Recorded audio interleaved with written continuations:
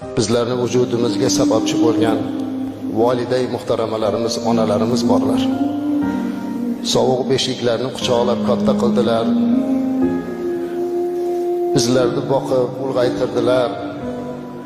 Ko'pchiligimizni yaxshilik kunlarimizni ko'ra olmasdan o'tib ketdilar. Ya Rabbi, bugun duolar qabul bo'ladigan kunda qo'llarimizni ko'tarib, yig'lab turib so'raymiz. Bizi onalarimizni hech qaysini do'zaxga loyiq qilmayding. Ya Rabbi, onajonlarimizni Xadicha onamizga qo'shni qil. Ular ibodatlarni oz qilgan bo'lsalar, biz sabab bo'ldik. Bizga mehr beraman deb ibodat qila olmadilar. Bolamni boqaman deb senga yuzlana olmadilar. Endi bugungi barcha ibodatlarimizni savobini ularning daftariga yoz. Ulardan o'zing rozi bo'l, ya Rabbi.